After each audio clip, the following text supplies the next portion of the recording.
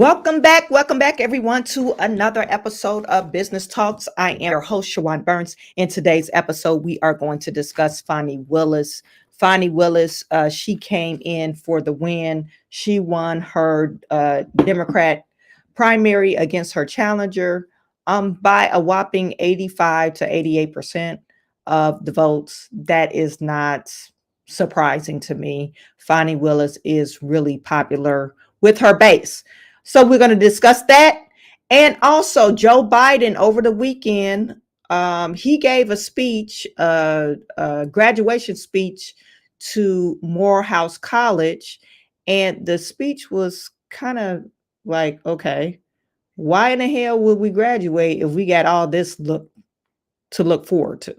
Anyway, we'll discuss that. I don't know if you guys heard about it, but it's a horrible speech.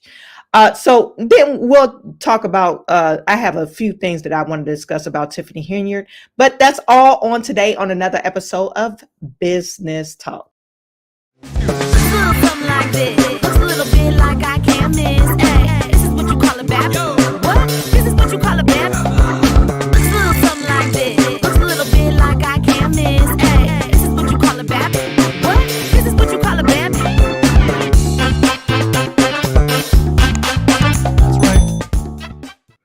You guys put in the chat, let me know where you're viewing from. Put in the chat, let me know where you're viewing from. We have Noble Young in the building. Thank you for tuning in. Also, let me just switch this up. I'm sorry. We have Carrington Hollister. Demon rats will be demon rats. Exactly. Dan, thank you for tuning in. Hello, News Chevy Tahoe, Jail Lyrics, Fox, Chicago, Fine Credit Card. Okay. Yeah. Find the receipts and the credit card. Okay. Carolyn Cruz, hello. To everyone. Carolyn with Gimme Tea. Hi, y'all. Hit the like button. Thank you.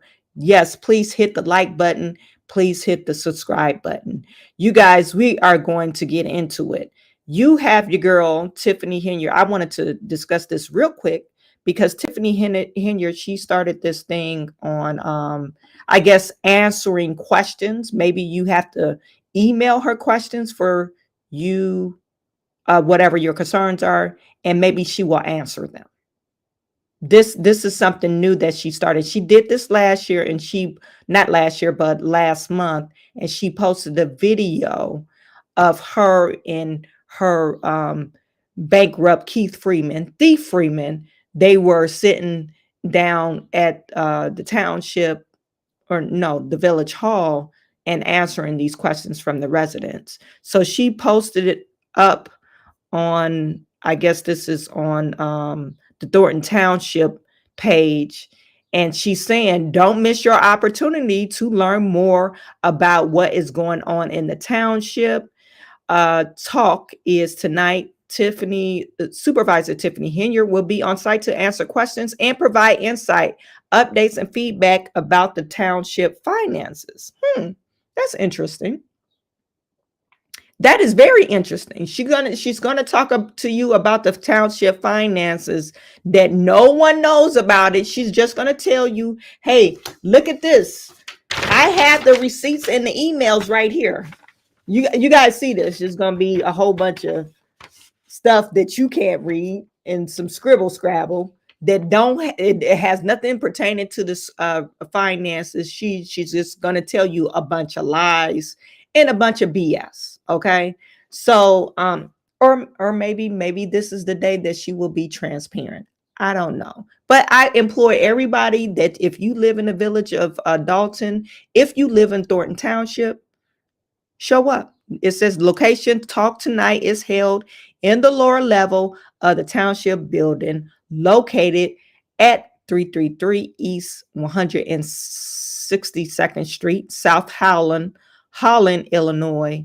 And it's from 5 until 7. Starts at 5, between 5 and 7. They have a QR code. I guess you got to register. And she said, community engagement, get involved, and here are the facts. Okay, so Tiffany is on her campaign. She is up for re-election next year. I don't know. You guys put in the chat if you live in Dalton in Thornton Township. Put it in the chat. Let me know what month is re-election for Tiffany Henyard. I don't know who will be her challenger for the supervisor, but hopefully you guys have a challenger because I know you don't want to go through this again. And hopefully, South Holland or South Illinois will do their due diligence and not hire or elect some nut job like Tiffany Henyard, because Tiffany is a little bit nutty. And she does have her campaign page up there for Dalton mayorship. And let me just share that with you because it is up there right now. And one thing about Tiffany, we could say that she's a thief and all this stuff. She is going to do the work. She is going to get out there and talk with the people. She is going to go out there and network. And she's very charismatic. Until you cross her, she say you tell her something that she don't like, then she becomes a little demon child. But she will do the work. So do not, I'm telling you, do not underestimate her. Do not, if you live in the village of Dalton, if you live in Thornton Township, do not underestimate her. She is under investigation from the FBI, and more likely charges will come sooner than later. But as far as being convicted, you probably have some time. So she's able to run for these elections. I don't think they're going to get a conviction out of Tiffany, or I don't think she's going to be convicted before election time. So like I was saying, do not underestimate Tiffany. You want to do your due diligence, and I hope they have somebody, what am I getting at? I hope they have someone that to run against her. So this is her page, and she has, all her stuff. You could donate and contact her if you want to, if you're a supporter of Tiffany.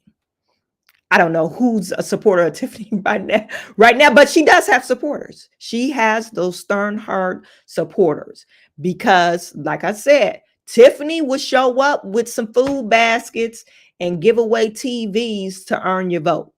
She will pay for your vote. They don't, and these people don't care if she stole some money and misusing the taxpayers' funds, because the people that's getting the free TVs, they probably don't even pay property taxes because they don't own their properties. You see what I'm getting at?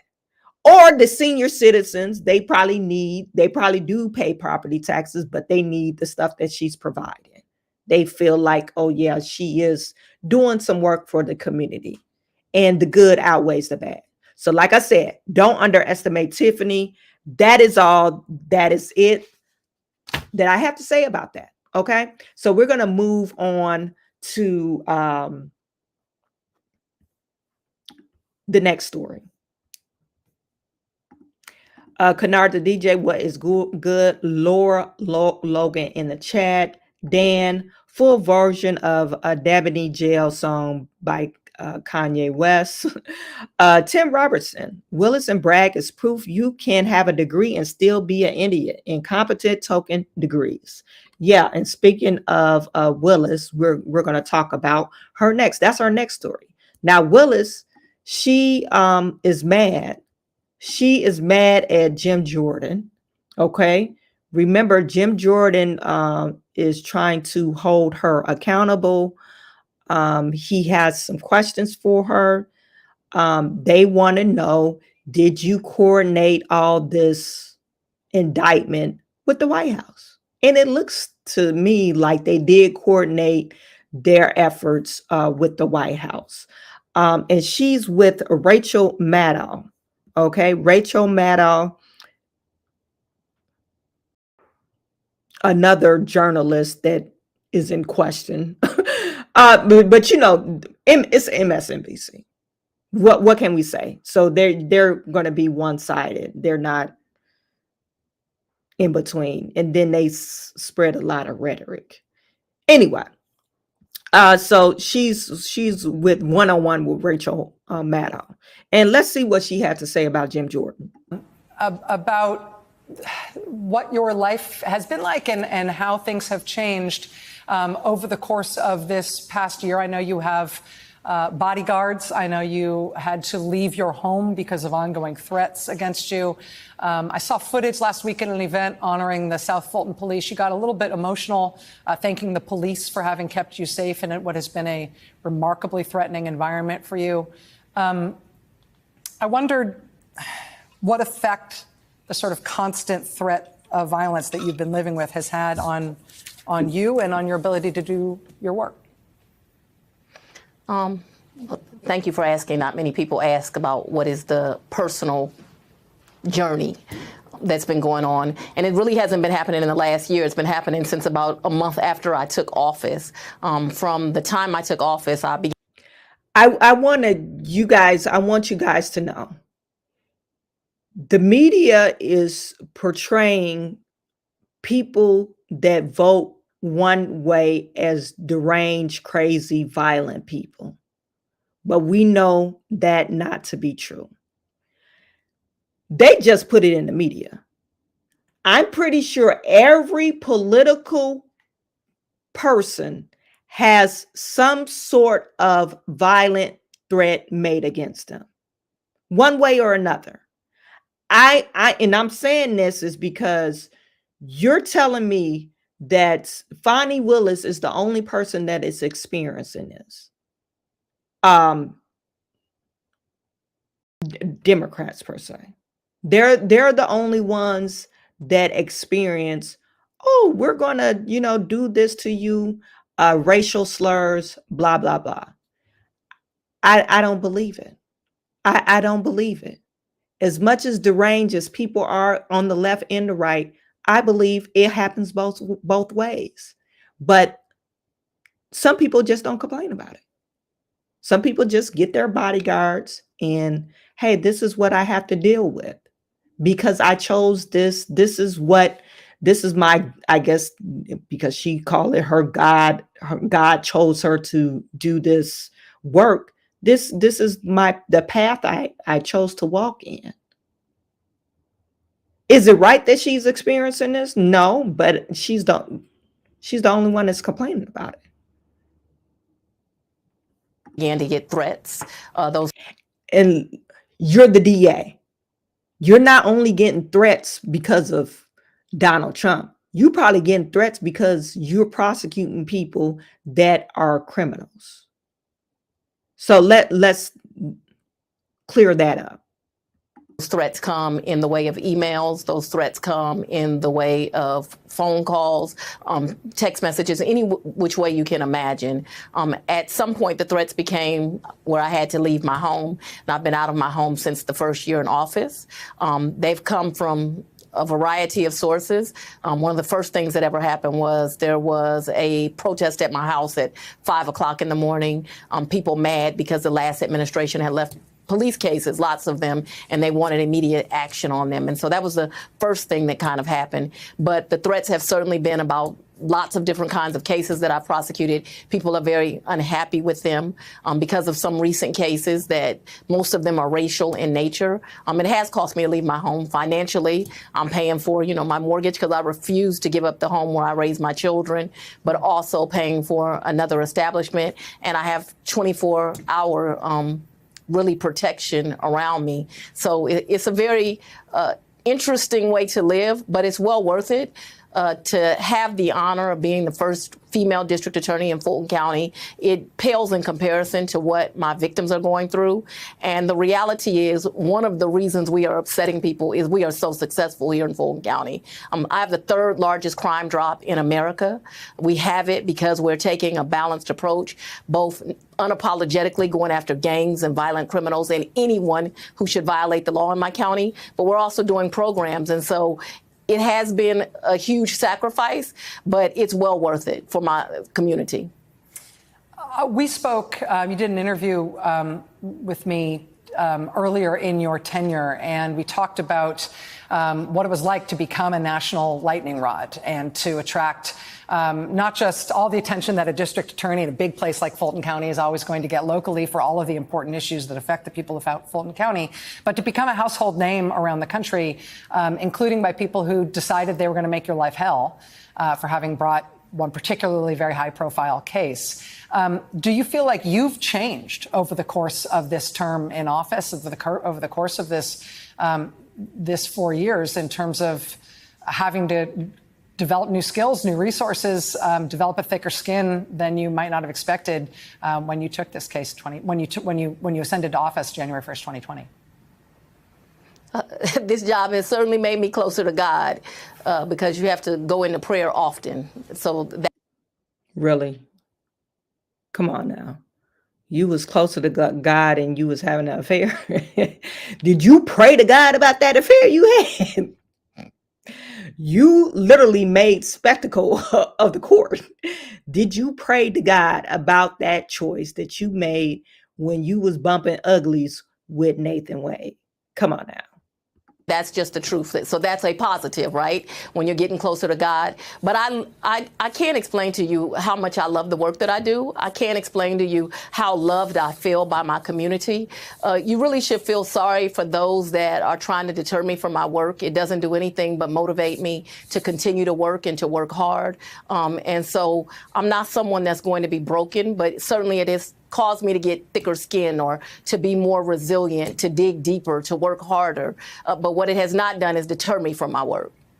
Let me ask you about an interesting development that happened with a former Democratic governor of Georgia, Governor Roy Barnes.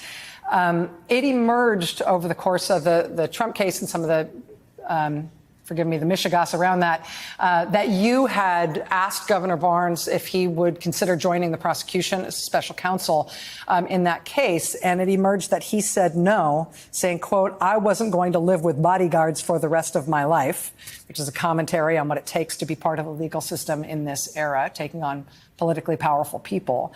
But Governor Barnes, as far as I understand it, has since offered that if the Republican-controlled legislature in Georgia comes after you with this new investigative committee that they seem to have formed specifically to come after you, with some of the other ways that they seem to be targeting you, that if you need legal representation of a specialty form as part of the way they're coming after you through the legislature, that he will represent you in those matters. I just wanted to ask if that's your understanding and what you make of that, those interactions that you've had with former Governor Barnes.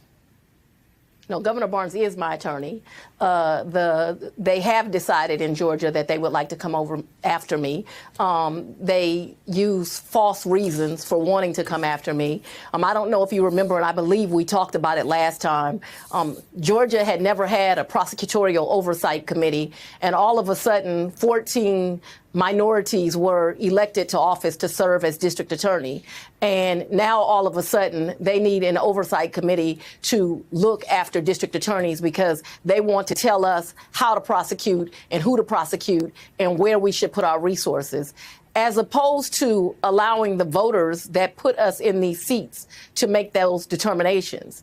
The voters in my community are very clear that they want crime rid out of their communities, but they want it done both by removing violent offenders, which is what we have done. We've gone after gangs and we've worked with our police departments to do so. But they also want second chances for low-level offenders, and we have done those programs. What is so ironic is although it's only 14 of the 50 DAs in the state of Georgia, most of the citizens report to our jurisdictions. So although we're smaller in number than the other 36, most of the population has elected these minority DAs to serve them and has trusted their judgment. But apparently we now need daddy to tell us how to do our job. I wish she'd stop doing that. I wish she stopped doing that. Where I'm trying to get to that. Fani Willis Blast, Jim. Okay, this is it. Man has been. I guess you would on the outside looking in. Did they ever have an oversight committee? I'm not for sure, but what's the problem? You got 50. You got 50 DAs. I don't see a problem with that. I do see a problem if you do have an oversight committee. They're telling you who to prosecute, who. Yeah, that might be a problem because I'm here to prosecute all the crimes, not just what you see fit as a crime, So that could be a little bit on the shady side. So I could see her saying that, but I don't think I think that's more corruption than anything. Then we could say it's about race, and I think that's what she's trying to make. She's making it about race. Anywho, this next one. Fani Willis blasts clown Jim Jordan on MAGA followers for trying to interfere with the Trump case. And indicted by a federal grand jury for allegedly threatening Fulton County District Attorney Fani Willis. The U.S. Attorney's Office for the Northern District of Georgia says the man railed against DA Willis's prosecution of former President Donald Trump in YouTube live streams. At one point, he's accused of saying DA Willis will, quote, be killed like a dog. He's set to be formally arraigned in Atlanta next month. California man indicted earlier this month is the second person to face federal criminal charges for threatening to kill Fulton County DA Fani Willis. The first was a man from Alabama. Together, they represent a small fraction of the threats that Fani Willis has received in the 9 months since she began prosecuting Donald Trump and in the couple of years since she first started investigating that matter. She travels with bodyguards. She's been forced to leave her home. All this while former President Trump continues to attack her relentlessly to his supporters. And as Republicans at the county, state, and federal level. I don't understand why do you say it's an attack? No, I'm just defending myself. And yes, if you're prosecuting me, I'm going to talk shit about you. I'm talking shit. I'm going to talk shit about you if I'm allowed to. Now, they put a bunch of gag orders on Trump in some other cases, but I'm going to talk shit about you because you're trying to ruin what I got going on. That's just normal. Like, what do you want for the man? Him to be like, oh yeah, they're prosecuting me, I guess I'll sit silent. No, he has 80-something million followers on X, or formerly known as Twitter. Of course, he is gonna rally his base. That's what he's supposed to do. Like, what do you want him to do? Just sit there and take it? Like, no.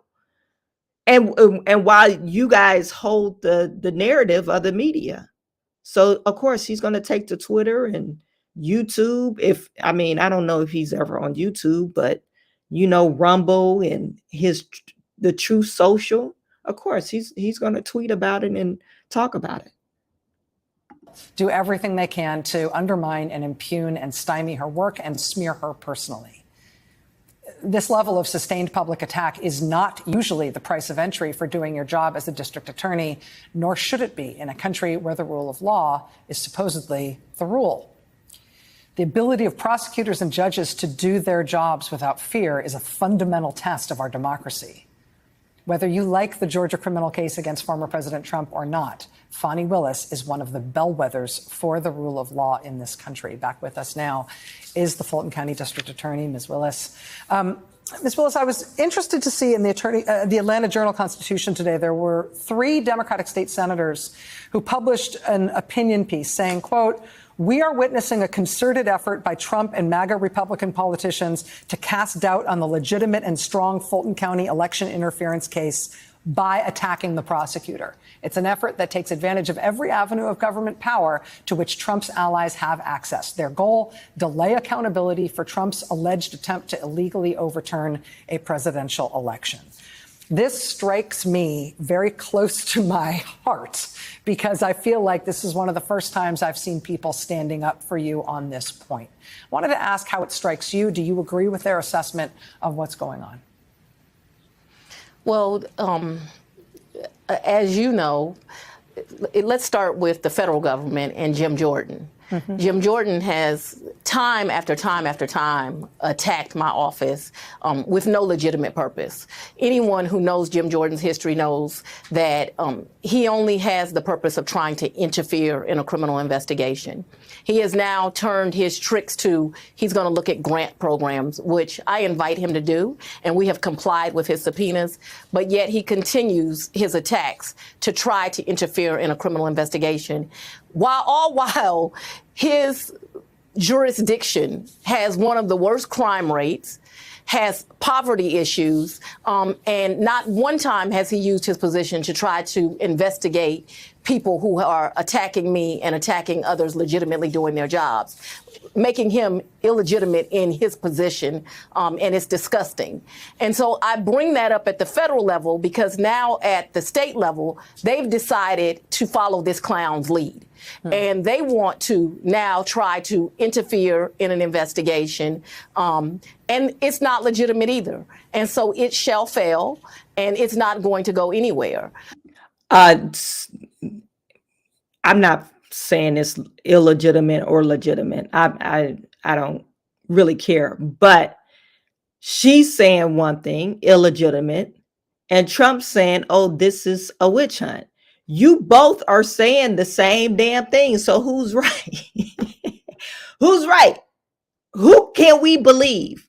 But we know that reason why you're on pins and needles and under the radar and under a magnified glass is because the way you handled it. It looks bad.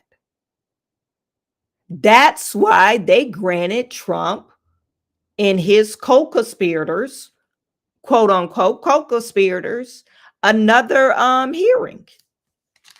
That's exactly why they granted him. They're allowing him, the court is allowing him to hear the appeal.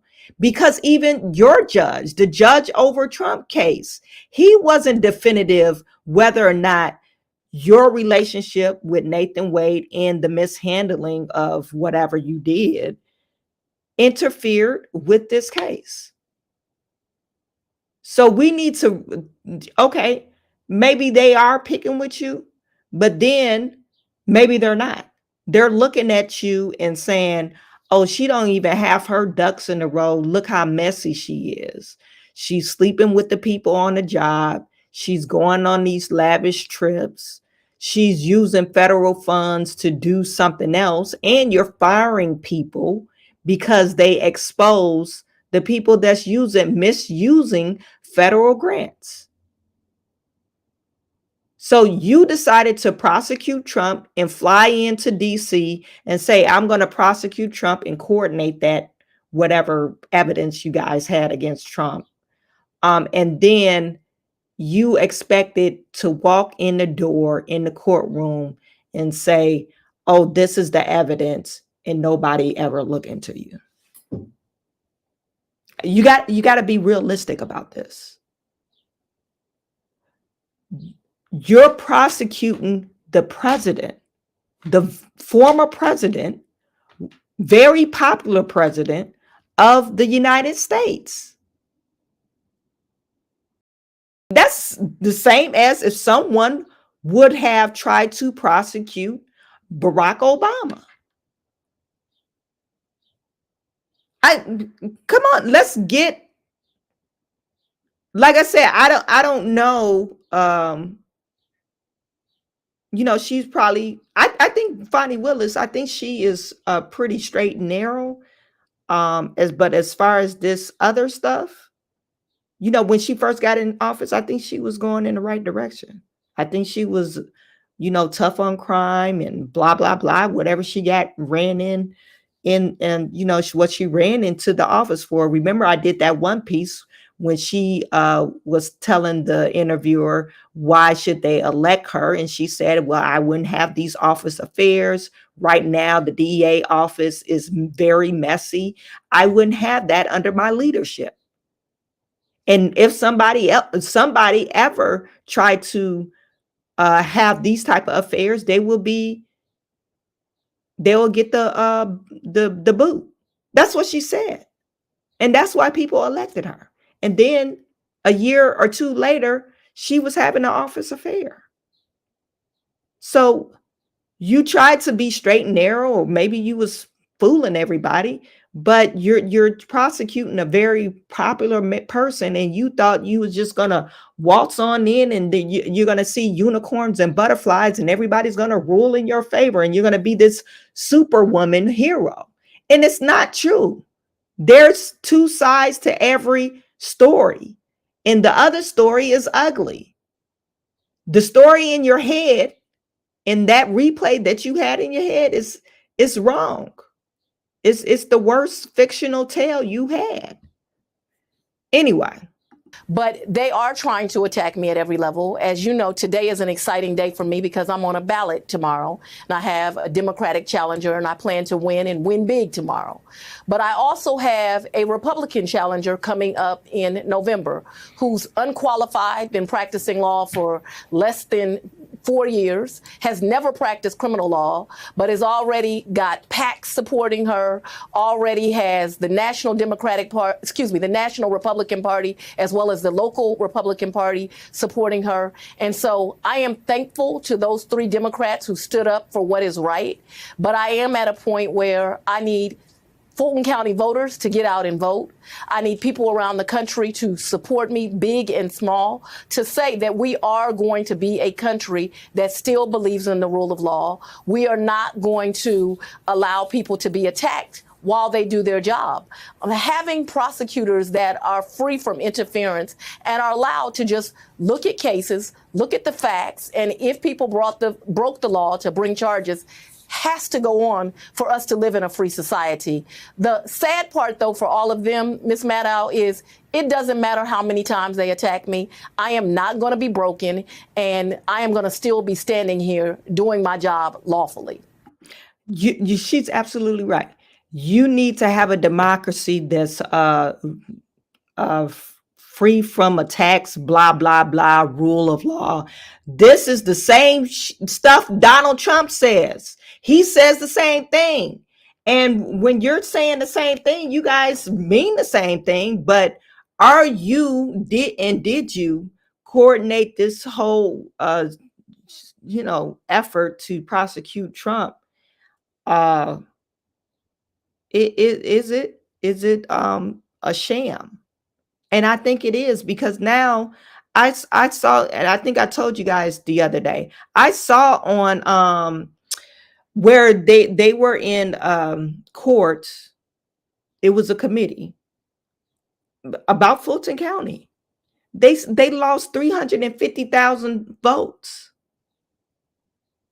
on the last election. It was about 2020 election. And they were questioning, okay, how did you lose this 350,000 votes? They were either lost, or they were miscounted, or double counted. And you're saying he's trying to, in Fulton County, in Georgia, he tried to steal the election. Now, it doesn't make sense to me. And like I said, you're saying the same thing that Donald Trump says. You want rule of law. You don't want people interfering with the law. But you don't want people looking into your personal life. And y'all doing each other. And you don't think that interferes with prosecuting people. Fani Willis, she claims that she made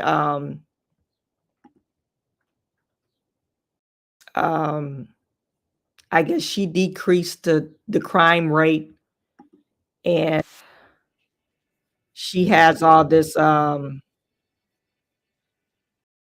what do you call it? Let me turn this off. She claims that she has all of this why does it keep on going into this? Like she decreased the crime rate, and she has this impeccable record. On Fox News, they were saying that her prosecuting, when they go up for the case, they're losing a lot of cases. Like 70% of the cases they go for prosecuting a criminal, they lose. They're losing cases. So either the police are not doing their job, or the prosecuting attorney's not doing their job. And I hear she hired a whole bunch of more prosecutors to handle the load, but maybe they're not skillful enough to do their job, to actually win court cases. Anyway, I'm going to share this with you. Let me see if I could.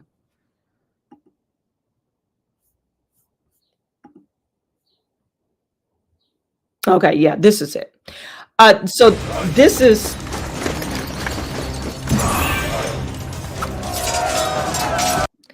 is Fani Willis. She, like I said, she won her primaries by a whopping 88 something percent, really large percentage. And nobody's surprised, because like I said, she's really popular in Fulton County. And the guy, I think it's a woman that's running against her, a Republican woman. She has her work cut out for her. I don't think she's going to win it, especially if she doesn't have experience, and if she doesn't have enough, because, Fulton County is somewhat purple, more blue. So I doubt if she will be able to unseat DA Fani Willis. District Attorney Fani Willis won her primary election last night, and now she's looking to continue overseeing Georgia's election case against former President Trump. She beat her Democrat opponent by a wide margin, but could face a tougher Republican challenger in November. Willis ended the night with a defiant speech and some talk about Grey Goose vodka. Let's watch. They want a district attorney that believes everyone deserves to be safe and everyone is entitled to some dignity. And it's a message that's pissing folks off, but there is no one above the law in this country, nor is there anyone beneath it. A very brilliant woman last night, Rachel Maddow, said that this campaign and this movement is the bellwether of democracy.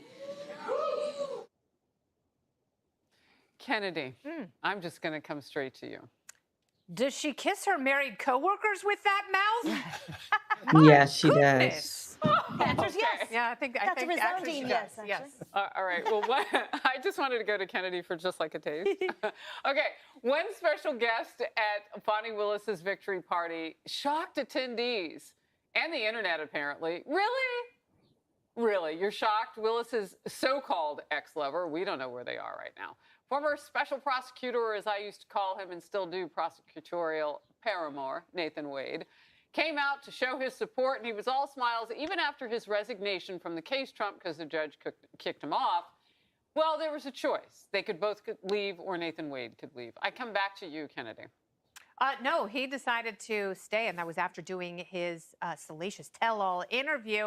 He's doing whatever he can because the spigot has shut down for him. He no longer has that push $600 fire hose that Fani had pointed in his direction when he was curiously appointed as her special prosecutor friend during the Trump trial. Judge. He no longer has the $250 an hour job. He was making $650,000 a year. So yes, he has to do interviews now. I wasn't following his divorce case, but I hear he went in to file an injunction to decrease his alimony payments since he lost his job. Judge Scott McAfee obviously took him off the case, said that he had to resign from the case if it was going to move forward. And, you know, it has become as titillating as a storyline of Vanderpump Rules. You know, are they or aren't they? Are they still together? Whatever is happening, it is the poor voters and constituents in Fulton County who are the ones who are paying. Thanks for reminding us. For her, it might have been love. For him, it was a $600,000 salary. Real quickly, I'm going to ask the team, can we have him saying what he thinks the whole thing is? Workplace romances are as American as apple pie. It happens to everyone. But it happened to the two of us. It doesn't happen to everyone. I never been on my job and said, "Oh, I'm going to have a romance." No, it doesn't. It doesn't happen. And I'm married. No, it doesn't happen to everyone. It just happened to you. You guys can't control yourself. John, apple pie. There is nothing apple pie about this love affair. It's scandalous. And by the way, I think it's interesting to have, Fani Willis out there talking about no one's above the law or beneath the law, all the while when the feds send her money for helping, endangered youth and to address gang activity, she uses it for swag and computers. They investigate it, and all of a sudden Republicans are trying to impede her criminal investigation. But when Republicans have said, you're trying to impede a presidential election, God forbid that. Of course I'm not. I'm legitimate in my investigation. She's a hypocrite, and it's rich to see. By the way, good on her for winning. It's a huge win. And by the way, her constituents love her. So kudos. Wow, they must really like reality TV. They do. And Grey Goose. They're in Atlanta. Yeah, they like reality TV. It's a messy place to be in. Yeah, I think he's described Fani correctly. She's a big hypocrite. You want to hold somebody at this standard, but you want them to ignore your dirty little deeds. And I keep on stressing, you can't say, I'm going to prosecute the biggest, most popular person in the world, most powerful person in the world, once most powerful since he's not the president anymore, but once most powerful person in the world, and you expect somebody to just ignore what you're doing? It doesn't make sense to me. It really doesn't make sense. Maybe reality TV, but not reality. And that's the additional irony. You're speaking about how she says no one is above the law, patting herself on the back as if she's the victim. She has absolutely let down and failed utterly at her job for those constituents in Fulton County. It's the most populous county in Georgia. It has the highest larceny rate. Guess what the clearance rate is? For felonies, it's 35%. Wow. For all crimes, it's 62%. What that means is, in plain English, is that they fail to clear 6 out of 10 cases that comes across her deck. So the joke is on her as a district attorney that she says with a straight face how somehow she's the victim. Everyone in that county is the victim. She's not doing her job, but guess what's coming for her? Oversight. Yeah, you're absolutely right about that, because it's a standard of living thing. If you're in her scope, her district, then yeah, I mean that's not good. They're not fighting crime. Right, and I think that this victory, a big victory by Fani Willis, also truly encapsulates how divided of a country we are, even though this is a local election. Because if you're a Trump supporter, you look at her winning and you say, how could this woman win by 87% based on how she portrayed herself on the witness stand alone? But the reason she did is because of name recognition, fundraising, and also her supporters see her as politically persecuted by Trump supporters. So that's one thing. Interestingly enough, though, the general election, and you mentioned this in November, might be more of a challenge for her. I talked to Doug Collins about how this could play out. And while Republican Courtney Kramer has an uphill battle, he says that she has a good team. And if she wins North Fulton, which is outside of Atlanta, Republican, but not deep reds, why it could be an uphill challenge. Yeah.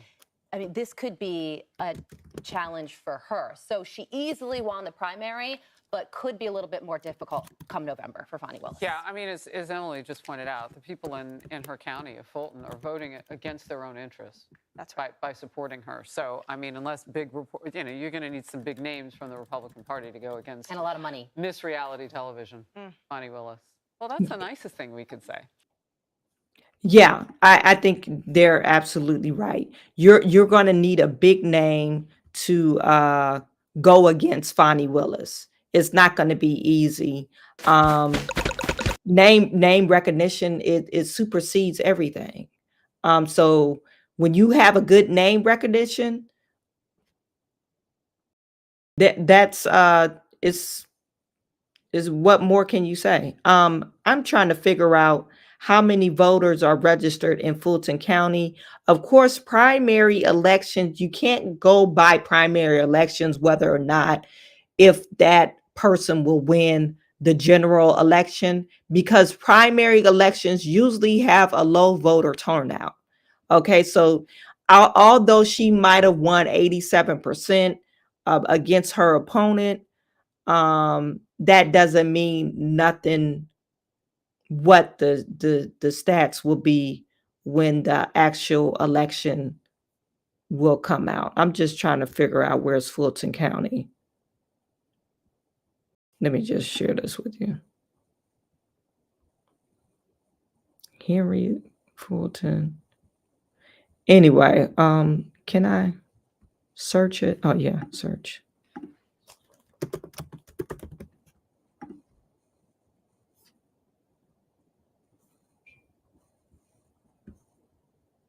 So Fulton County has 751,000 voters, and they're saying 77,000 people voted for Fani Willis in the primaries. So very, very low turnout. We could just say 10%. And they're saying based off of 2021, we don't know if that number's gone up or gone down, but based off of 2021, there were 751,000 people registered to vote in Fulton County. So is that a good voter turnout? Hell no. And probably during the general election, it will be more.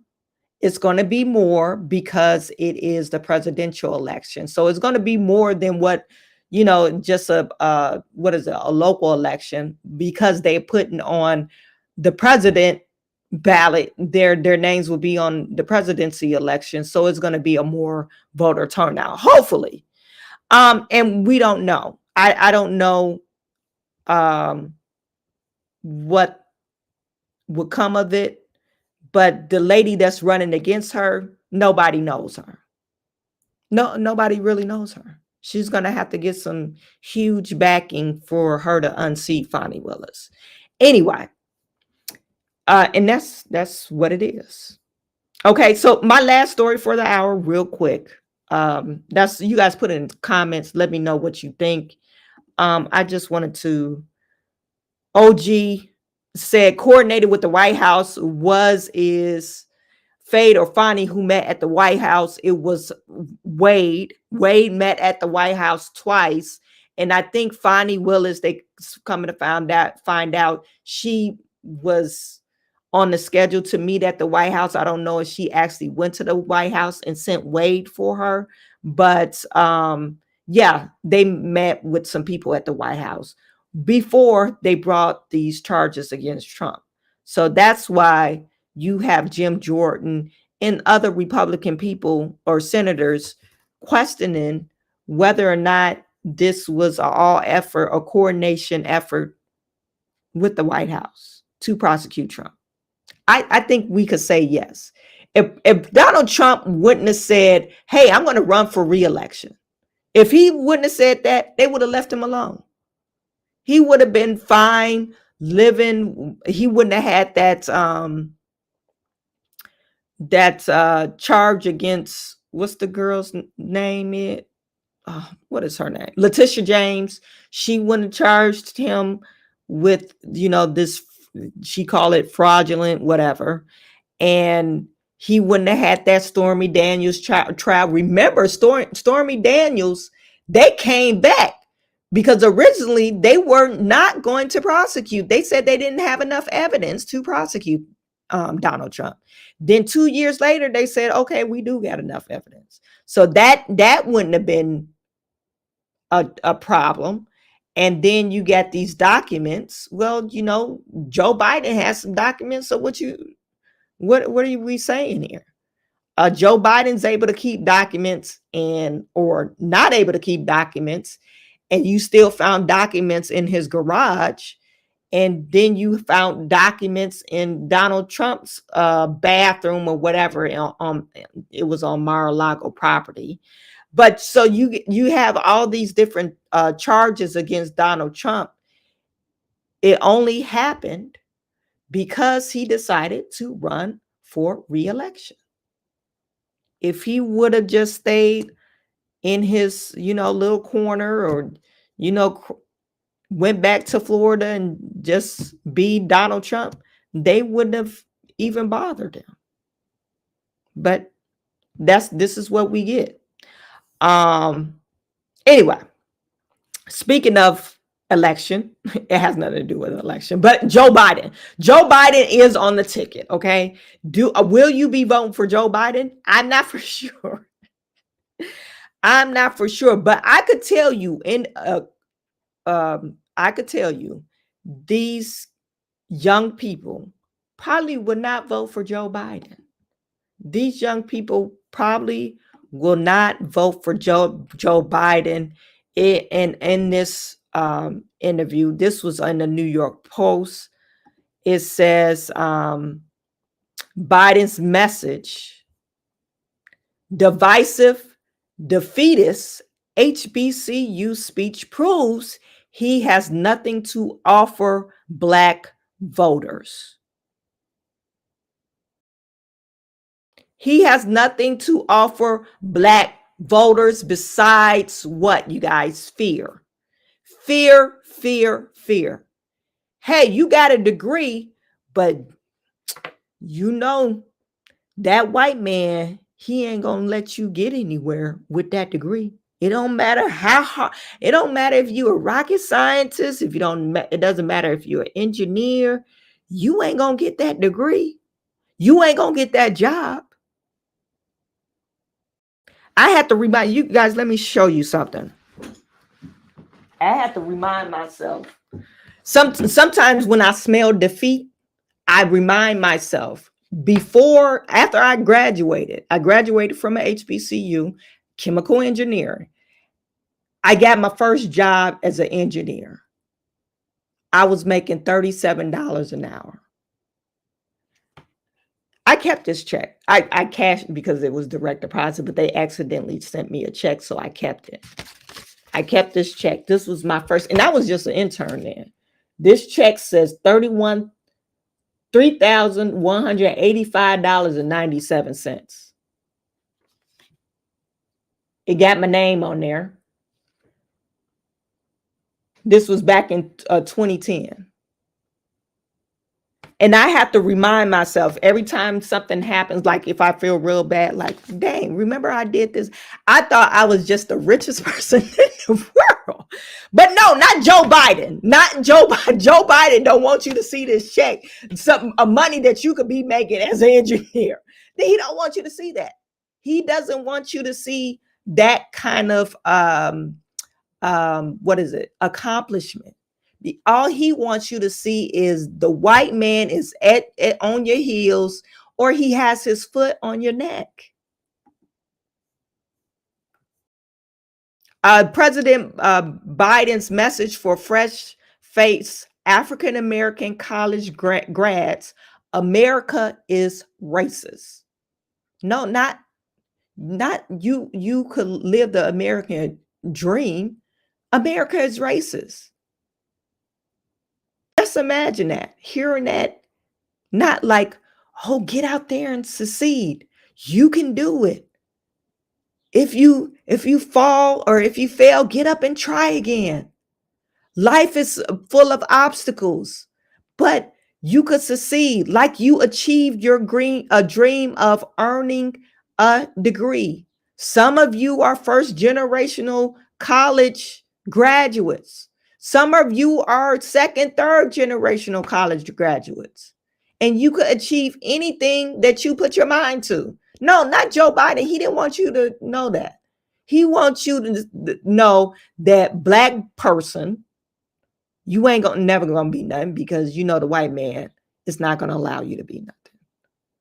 That's what he wants you to know. And I'm saying all this. Listen to this damn speech. This is horrible. This is horrible. Whoever invited Joe Biden, they should get fired. On the street. What is it? You missed your high school graduation. You started college just as George Floyd was murdered. And there was a reckoning on race. It's natural to wonder if democracy you hear about actually works for you. What is democracy? If Black men are being killed in the street, what is democracy? The trail of broken promises still leave Black communities behind. What is democracy? You have to be 10 times better than anyone else to get a fair shot. And most of all, what does it mean, as we've heard before, to be a black man who loves his country, even if it doesn't love him back in equal measure?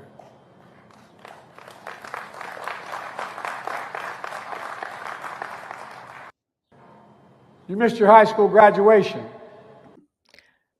You have, I don't know if, remember Hillary Clinton was saying that Trump supporters need to be reprogrammed.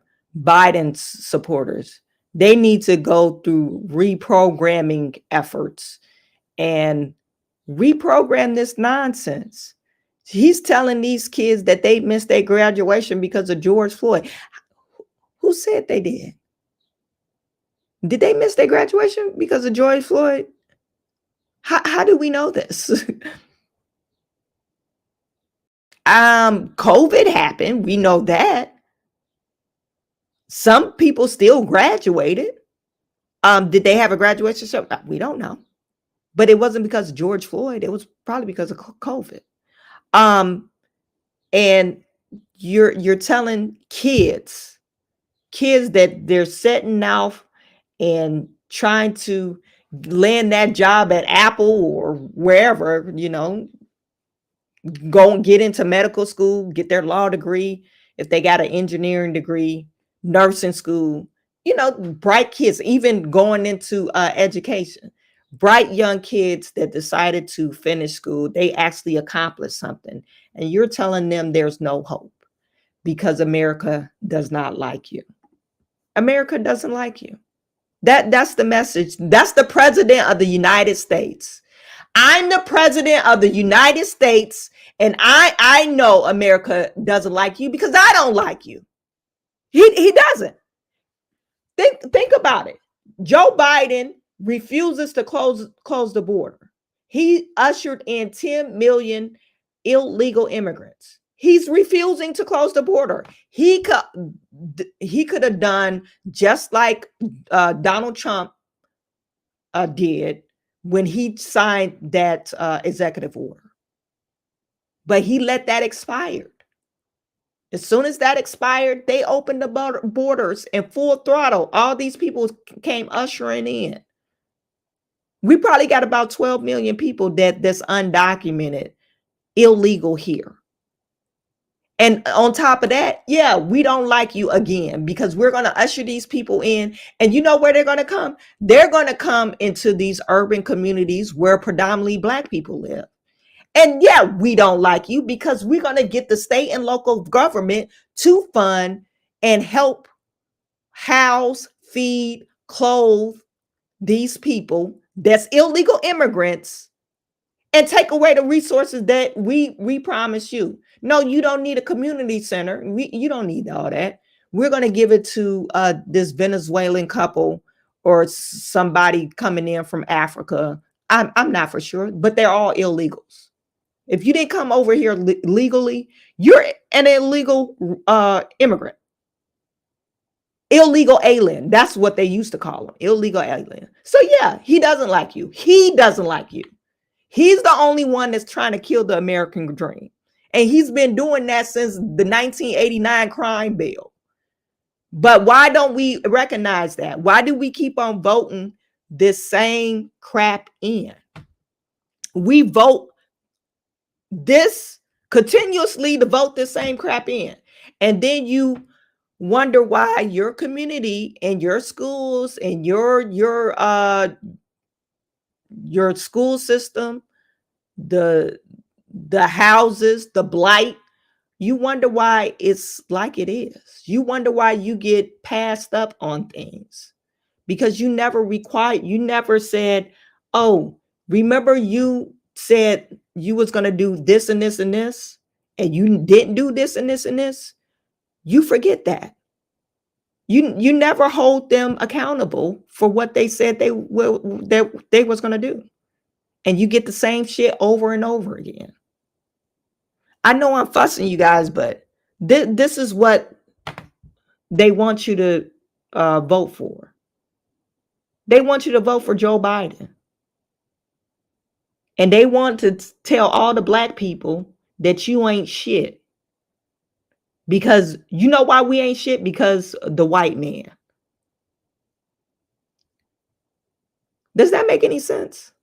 I can't be shit because the white man said I can't be shit. That don't make any sense to me. Who is the beholder of me? No, I trust in God. That's the only person who could tell me what I could do and what I can't, or what I can't achieve. If I aspire to be something, if I work towards it, work very hard towards it, and aspire to be, if it's written in my cards, I will be that. I'll come very close to that. Anyway, you guys, I'm sorry that I got off on the deep end, but Joe Biden got to go. FJB. That's all I'm going to say about that. FJB. Okay. You guys, that's all I got to say about that. Laura Logan said truth. Kennard the DJ, somebody tell him to sit down, eat Jello pudding pop, and STFU. Exactly. Stan, I'm tired of this race fear stuff. It's affected me for years, and seeing the past 4 years has opened my eyes. Exactly. A lot of people's eyes have been open. Like, why are you saying this same rhetoric? Then you had the nerve to tell these young people that have a bright future because they finished college, that they still ain't gonna be shit. That's some BS. And if I was the parents, if I would have came to that, I would have been mad as hell. I would have been mad as you. How dare you tell my child that they're not going to be nothing because you said they're not going to be nothing. Tony said, I know Chawanne preach.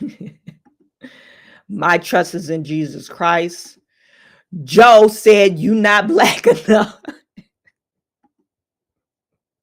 Oh, come on, man. FJB is the big guy. My point exactly. Okay. You guys, I really appreciate every single last one of you. Remember, you want to tune in. Let me just share this channel. Number one, tune in tomorrow at 1:30. I had to switch up the show because I'm trying to find some footage for Flint, but we'll probably be talking about Flint either tomorrow or Friday. This channel, this is Chawanne 2.0 is my I guess political channel. Subscribe to that channel, please. Subscribe to that channel. And if you're viewing me on my main channel, that's my business channel. I still stream and talk about current stuff daily, but posted videos will be dedicated about business, finances, and all that good stuff. Okay. So I appreciate every single last one of you. Thank you to my moderators, and you guys have a great evening. I will talk to you tomorrow.